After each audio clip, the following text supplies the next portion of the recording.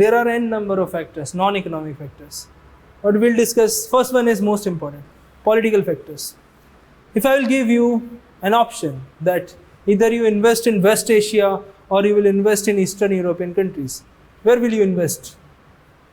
If you are an investor, you have a lot of capital, we'll give you an option, either invest in West Asia or invest in Eastern European countries. Where will you prefer? Where will you invest? Eastern European countries. Why? Because of that first point. Political factors. Why? Because polity is an important aspect to bring in investment. Think about our neighbor, Pakistan. Then what will happen? Why Pakistan is unable to attract FDI as much as India is doing? Because of political instability. So after 70 years of independence, they've never experienced a full term of prime minister. Seriously, it's an issue of concern. It's a serious issue. They are unable to sustain. So political factors. If you invest in Syria, open McDonald's in Syria, what will you do? Nothing. But if you invest in Eastern European countries, you know that my money will be safe. If I'll invest, there is a guarantee of 4 or 5 years, 10 years, or until I will not think to come out of the market. See, clear? Social factors. Society matters. Suppose, for example, McDonald's does not alter its menu, but for India, they have to initiate Mac Aloo Tikki. So, if you visit McDonald's in Paris, you will not find veg, any veg item. Even you will not find any item which is related to chicken. You will find all beef and then any other things. ठीक है? So, जो chicken खाने वाले मेरे friends गए थे वो भी परेशान हो गए थे. तो ये प्रॉब्लम है. So why social factors? Society कैसी वर्क करती है? So it depends on social factors also. Mob lynching, yes, obviously. In India, मैं example देना नहीं चाह रहा हूँ, but in India, if I'll give you chance where to invest, I'll give you 4 or 5 regions. Suppose zone-wise, we can think north, east, west, south. Where will you invest? Take center also. North and west. Will you invest in other areas, other disturbed areas? No. Why investment is not going towards eastern part of our country? Why?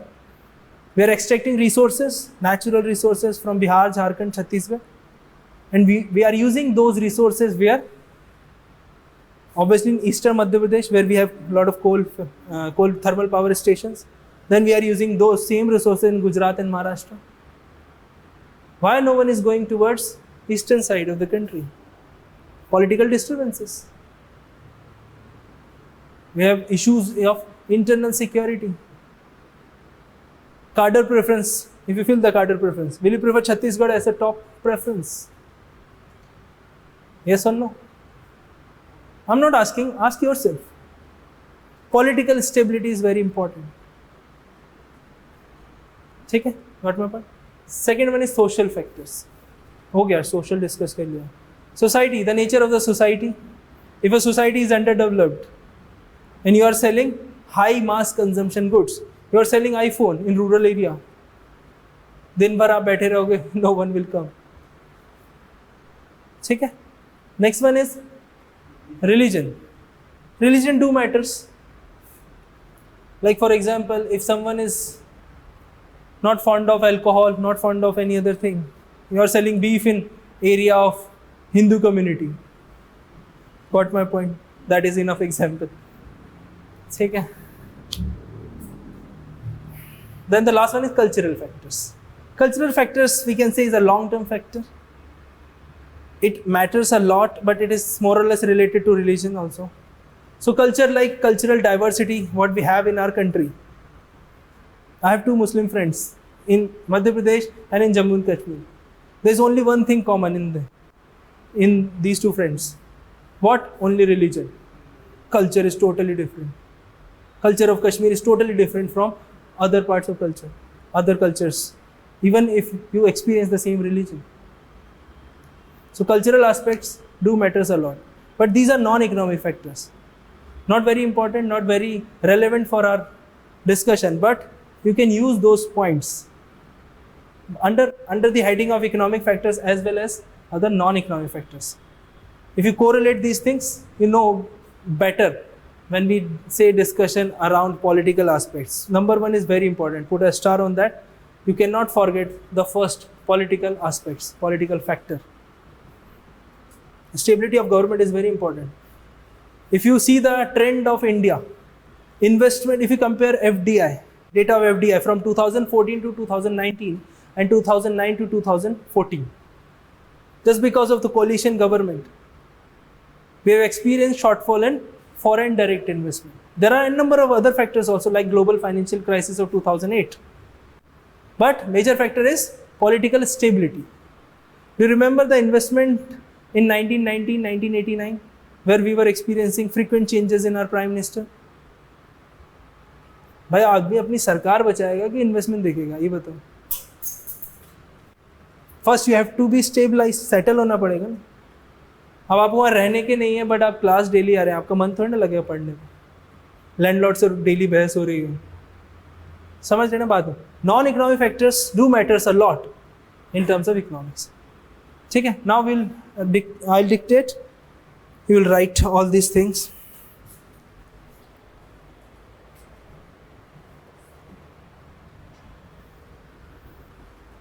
So we have discussed growth, we have discussed development, and then we have discussed factors affecting economic development.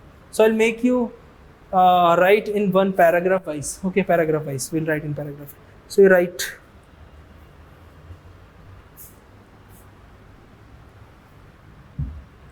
economic growth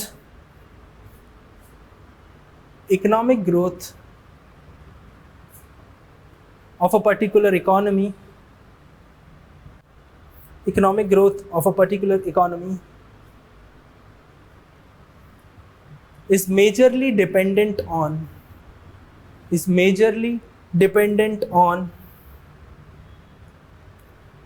its economic structure, is majorly dependent on its economic structure.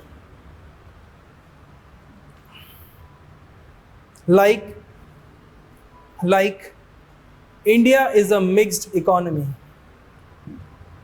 Like India is a mixed economy. So in bracket you will write what is mixed economy. In bracket you write it is a combination of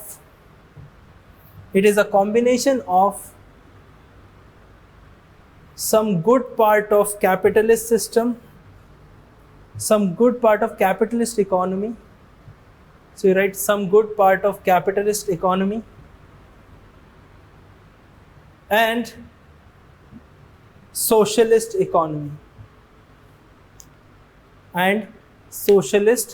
economy.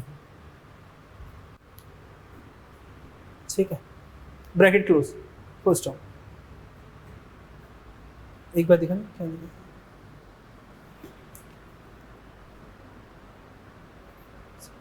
Next line. Since the year 1947,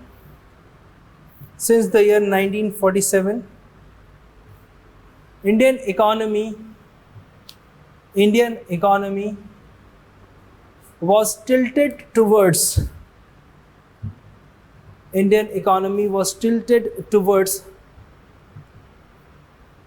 socialistic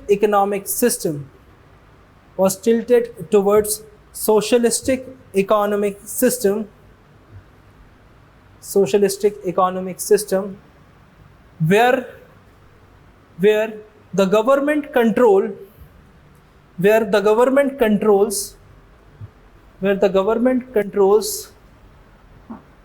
economic resources as well as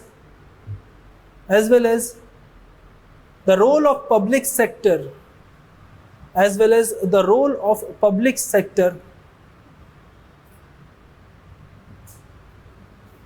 is of utmost importance.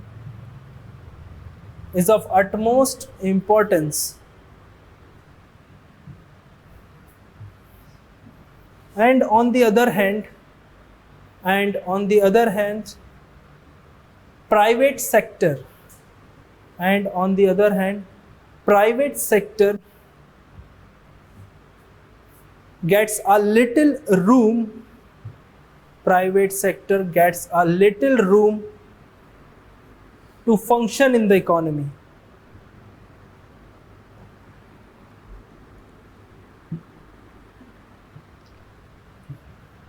Next paragraph. After the year 1951,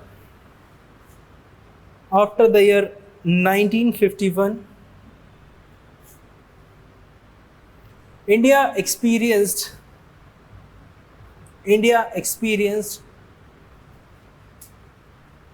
high growth in agricultural sector, high growth in agricultural sector.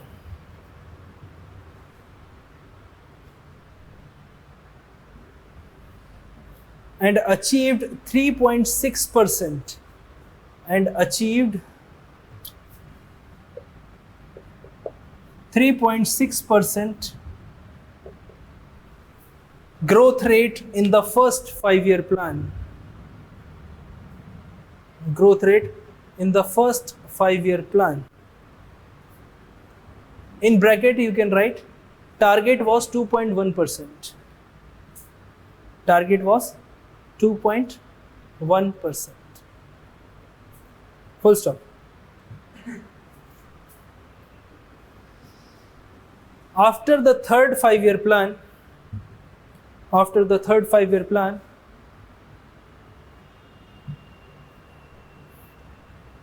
that is 1966,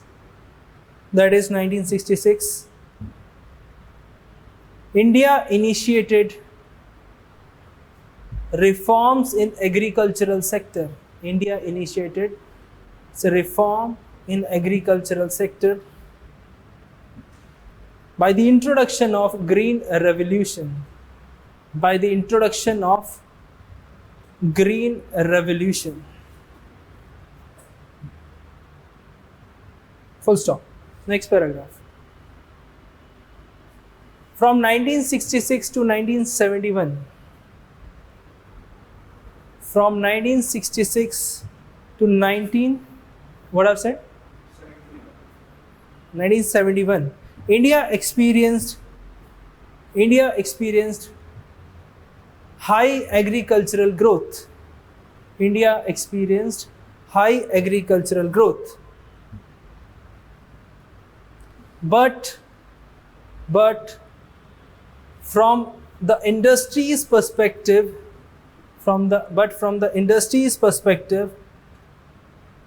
these 4 years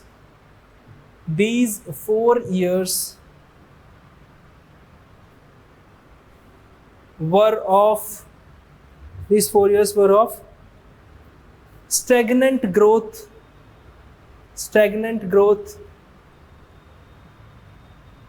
as well as lack of financial abilities,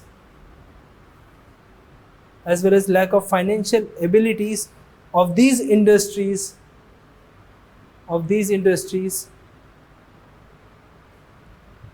lack of financial ability of these industries weakened.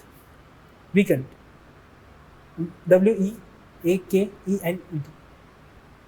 कमजोर हो गई. ठीक. Next paragraph. From 1971 to 1991,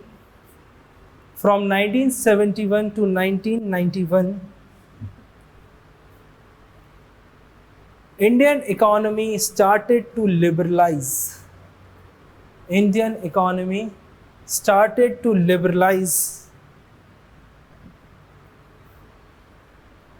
And started tilting towards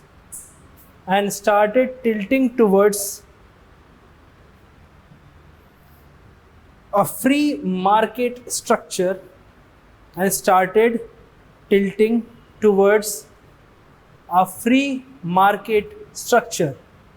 started tilted towards a free market structure of the economy.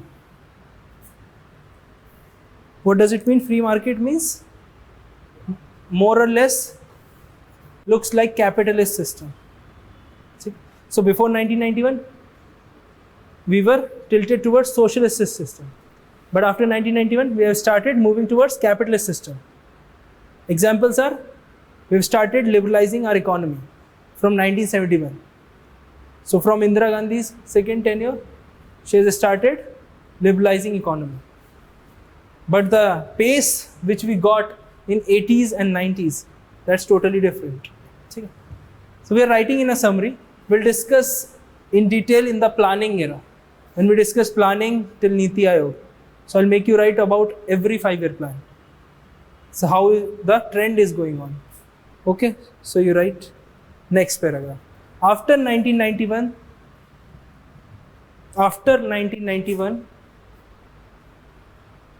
India experienced high growth rate.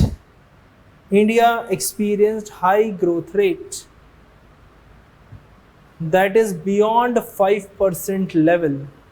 That is beyond 5% level. Due to structural reforms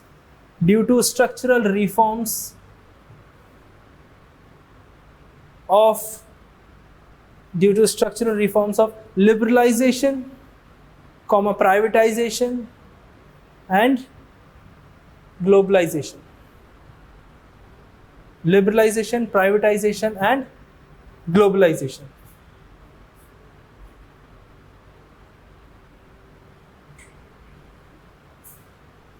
Okay, next paragraph. From 1991 to the present day,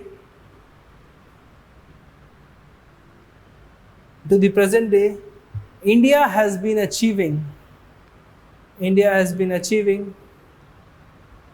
higher and higher growth. India has been achieving higher and higher growth with few years of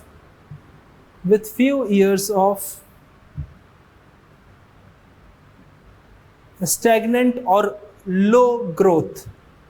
With few years of stagnant or low growth. Take a full stop. This was a trend. Now you can understand the trend. After independence, agriculture was high. Then talking about industry. But there was a dip in industry from 1967 to 1971. Then again in 1991, we have started focusing on liberalizing our economy. What happened after liberalizing? Do you understand the word liberalization? Do you have any doubt?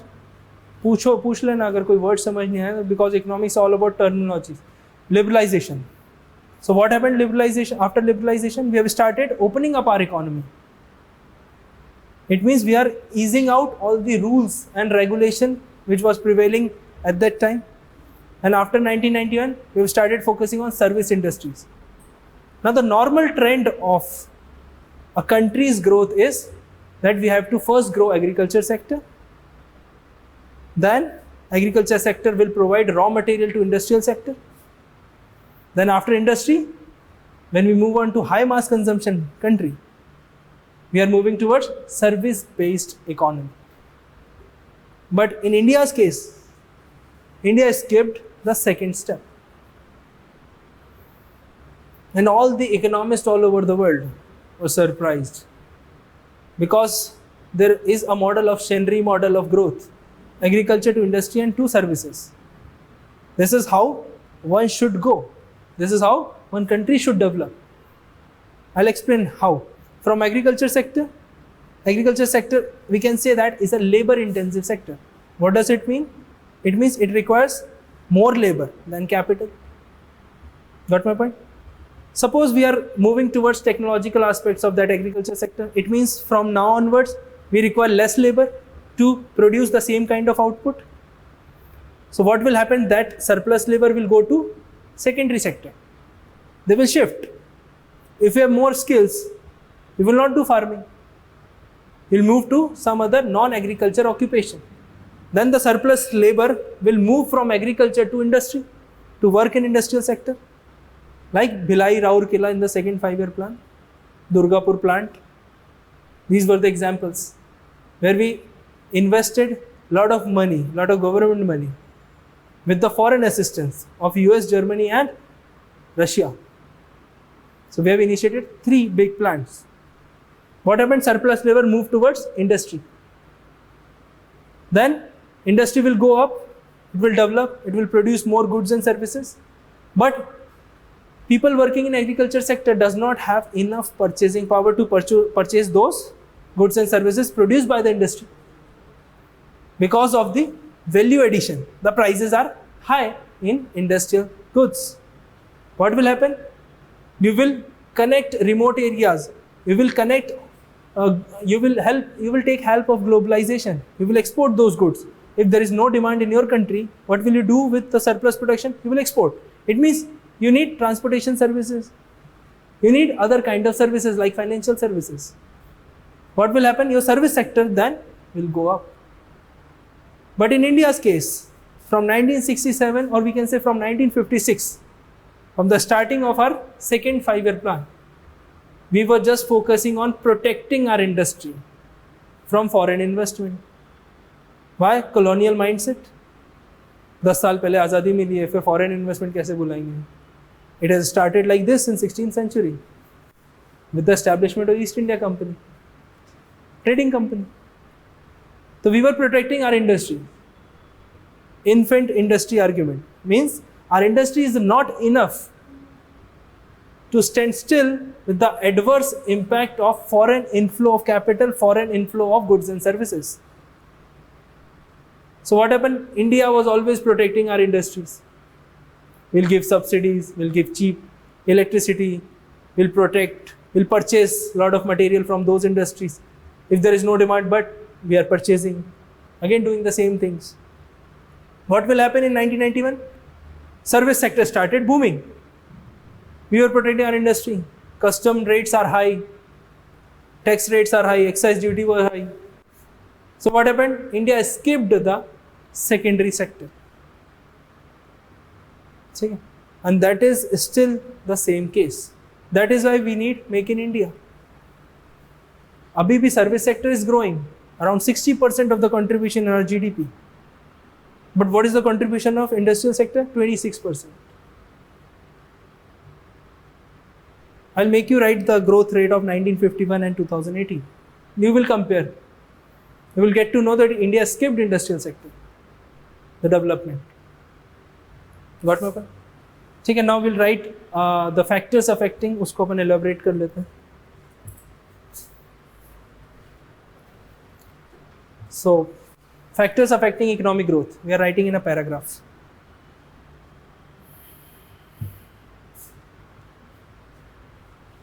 Capital formation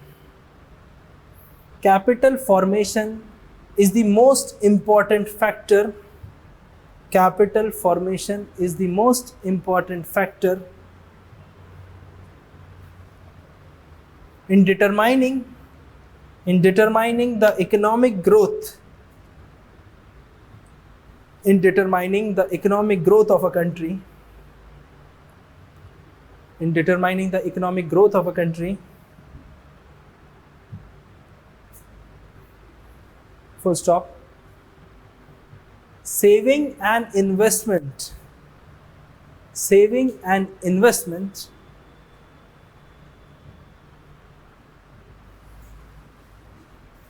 is a vital tool in order to provide capital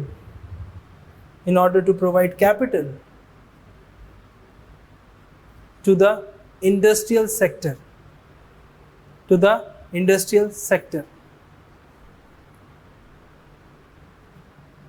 Full stop.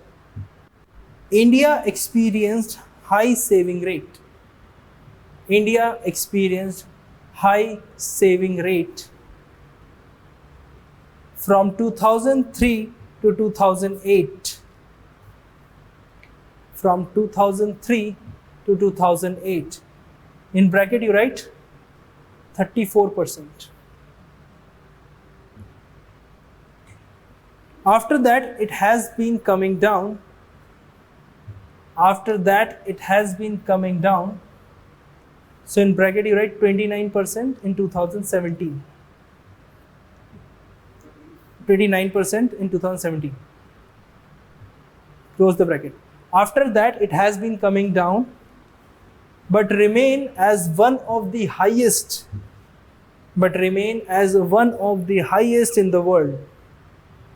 But remained as one of the highest in the world. Comma. Although India is a middle income country. Although India is a middle income country.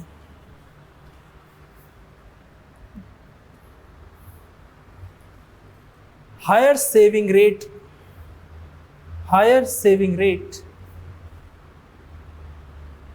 belongs to the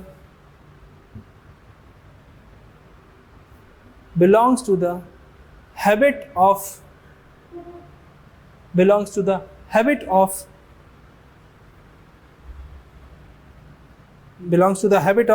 saving and then investing.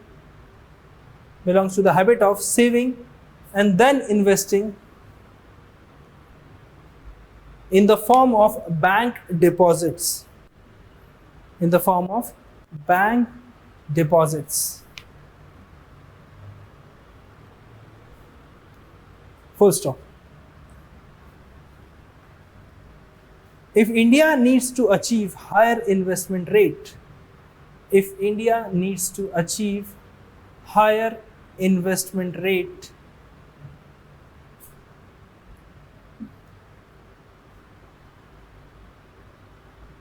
India's financial sector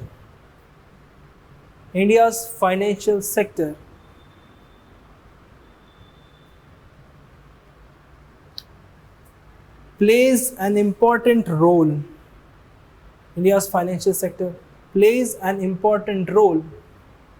In mobilizing those savings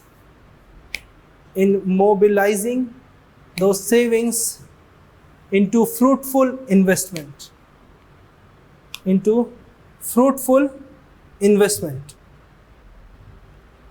Full stop, same paragraph. India experienced higher investment rate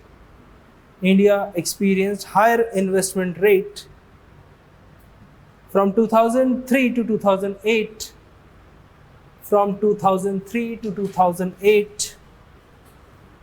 In bracket you will write 38%.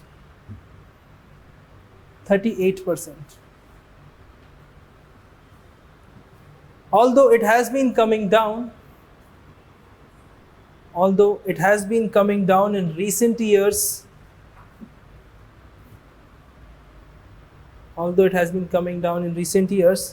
but still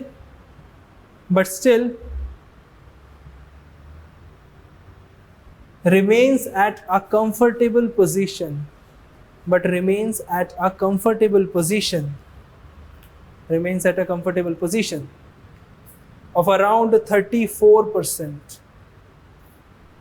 Of around 34%. Full stop. Next paragraph. Human capital plays an important role.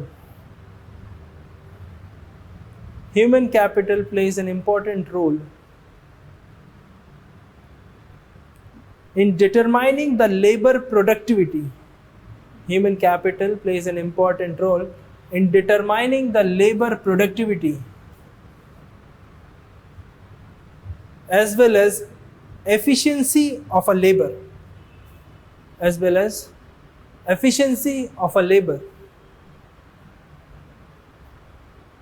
Full stop.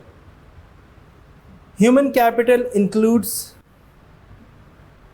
Human capital includes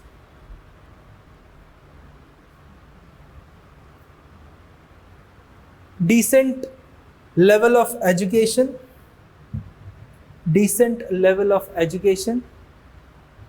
accompanied with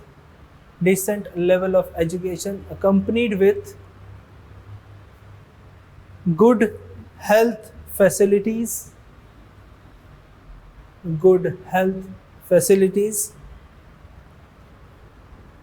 because labor force should be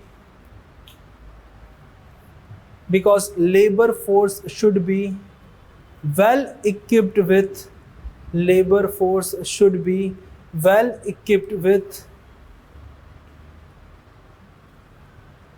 updated skills,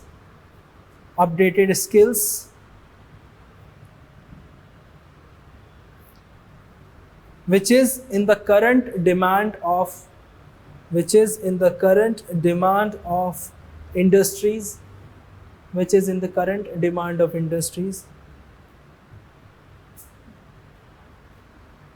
as well as good health in order to work for more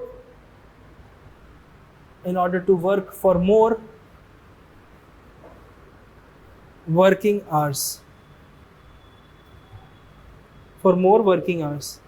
Like in Japan, there is no concept of Sunday.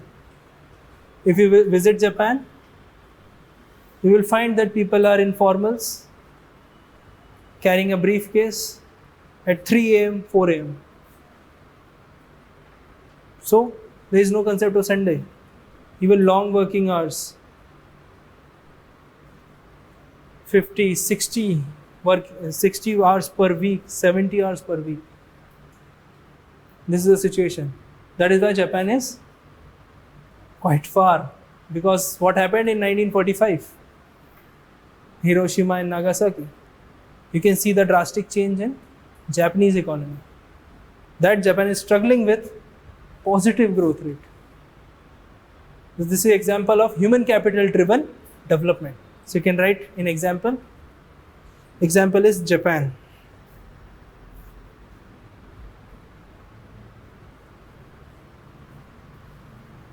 Japan, you can write South Korea also. See? Next is technological aspect. Technology plays a crucial role.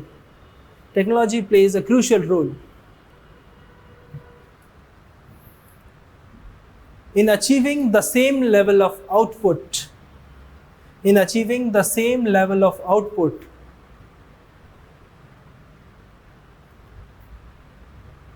By utilizing less resources,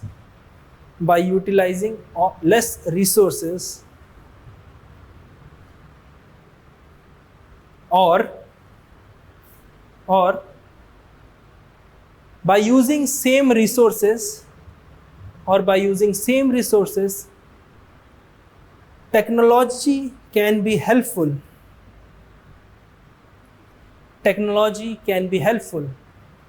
in producing more output.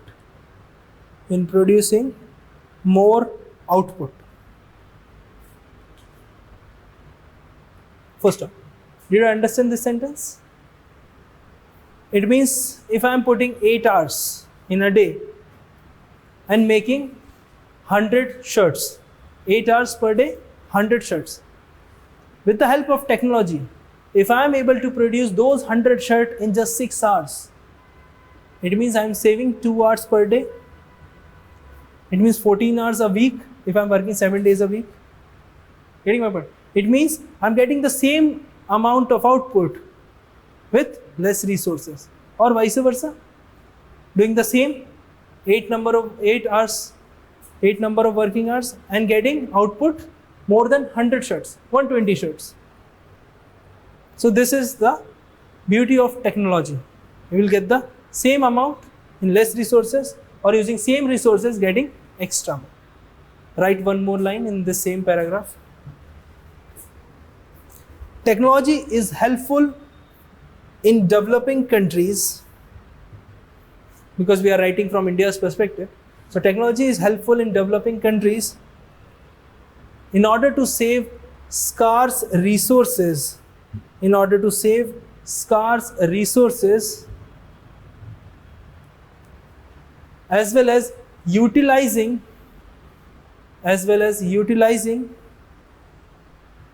limited capital,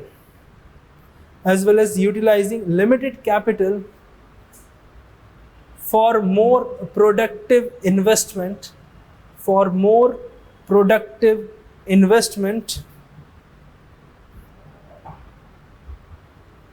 in the economy. Now just listen carefully. There are two types of option with every country. Either you follow the model of balanced growth or unbalanced growth. There are two types of growth: balanced growth and unbalanced growth. What do you understand by these two sentences? Balanced growth means, suppose we'll take the example from your study. You have around 8 to 9 subjects, we can say. Broadly, we can say 5 or 6 subjects: polity, geography, economy, history, like this. If you study daily, all the subjects one hour, this is the balanced growth approach. From economics perspective, it means you are investing same amount of money in agriculture, industry and services. Getting my point? And the another model is unbalanced growth. First we'll complete polity. लोग बोलते हैं ना मैंने polity खत्म कर दी.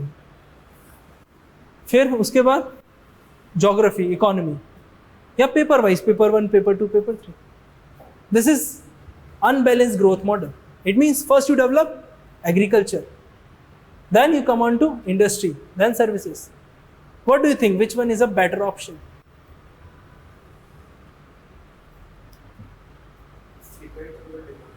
Depends on the demand.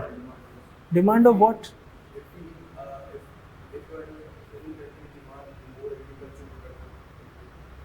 Okay.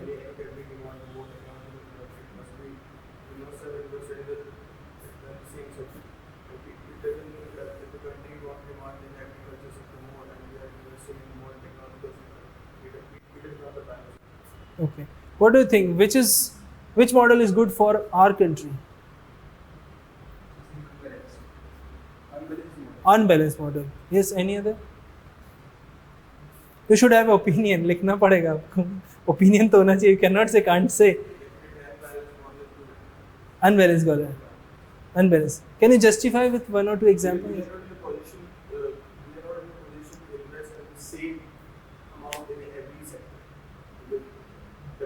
Suppose I'll give you one example as the argument against unbalanced, because I know both the model, so I can give you argument against unbalanced growth. Suppose I have 100 crores. Okay?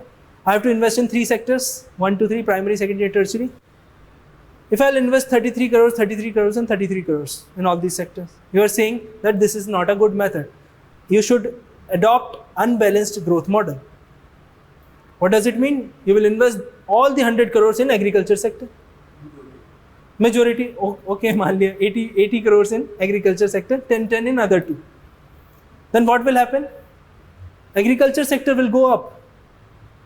But you need industry, you need service sector. If you do not have well or decent roadways, तो आपके perishable items you will not able to transport quickly. So it is a loss to agriculture production also. So what will you say in the defense of this argument? Huh.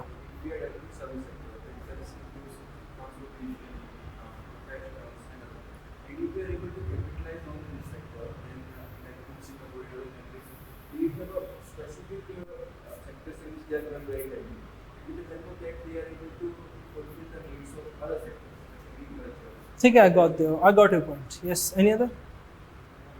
So like first of all, depending on the agriculture, then there will be a need for industry.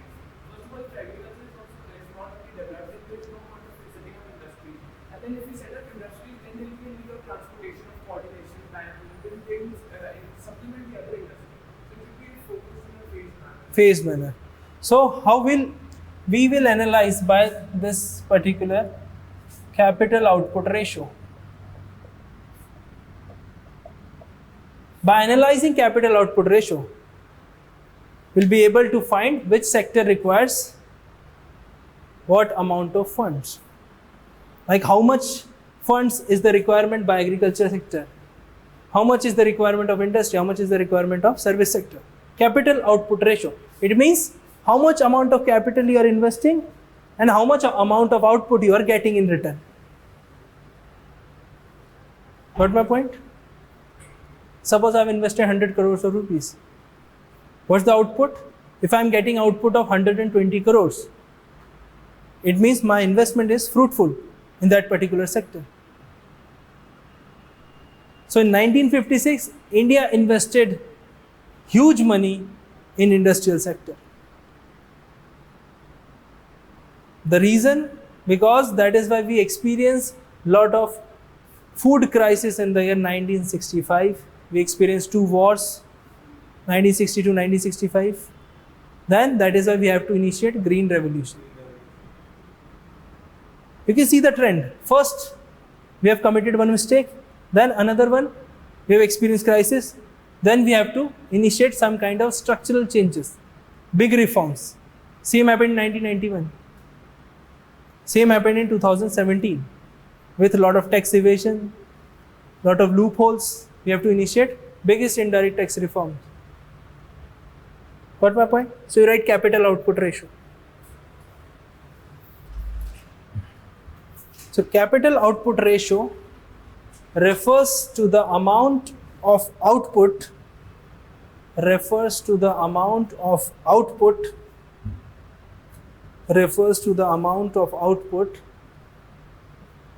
that a particular investment will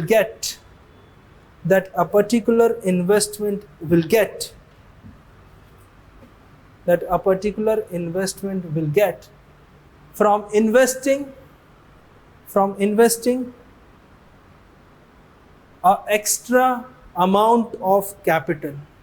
By investing an extra amount of capital. I'm sure that this definition is a bit tricky. So in other words, you write another sentence very in simple words. In other words,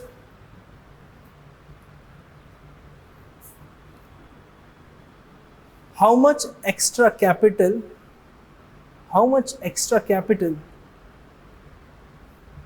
in bracket you write marginal capital.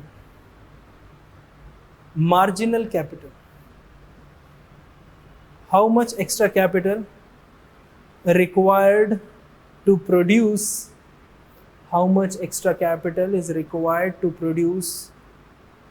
one extra unit of output.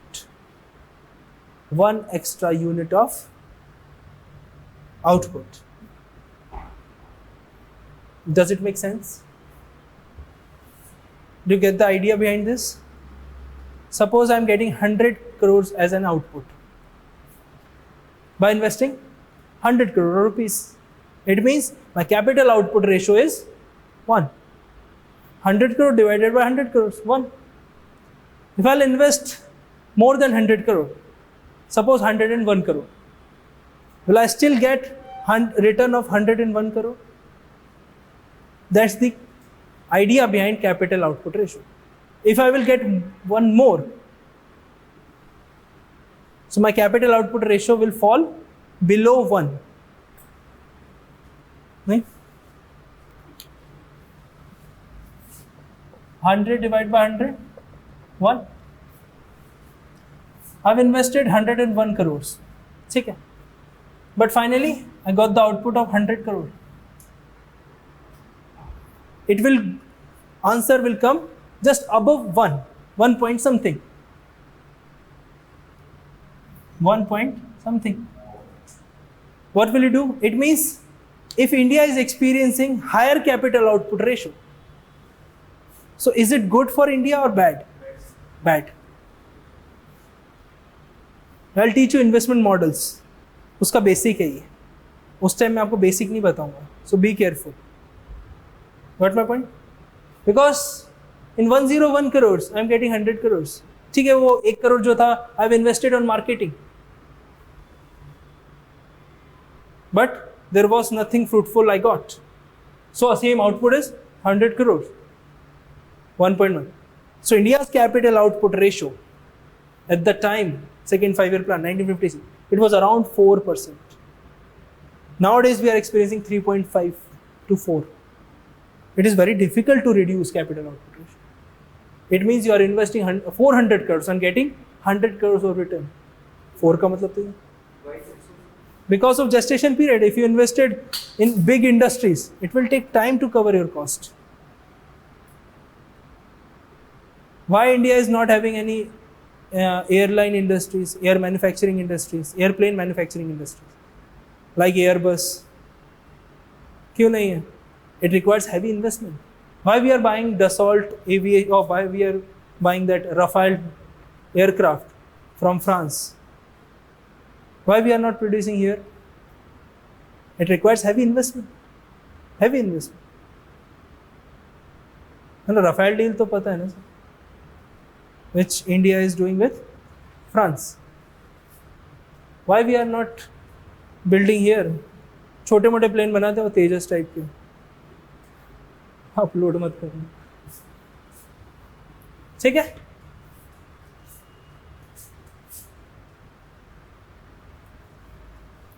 So capital output ratio. Now indicators of development. We'll complete 1 or 2. Or from tomorrow onward we'll start at sharp 8 AM. ठीक है? कल बोलना भूल गया था, but 8. Then talking about indicators of development. First one is your per capita income. So you write first one is per capita income.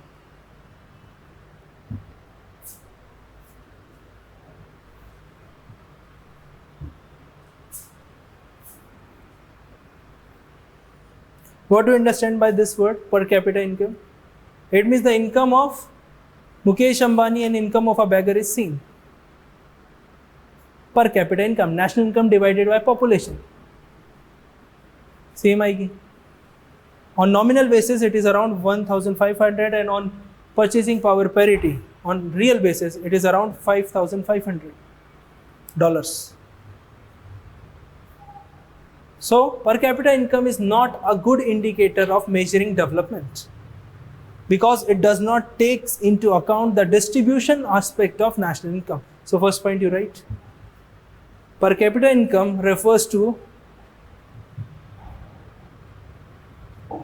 national income divided by total population, national income divided by total population, full stop. You can also write in terms of formula based, national income divided by total population. Next line, it is not a good indicator of development. It is not a good indicator of development because it does not take distributional aspect of national income,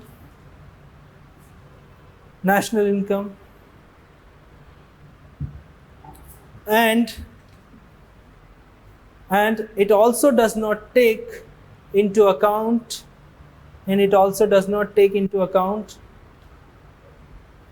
the inequalities prevailing in the society.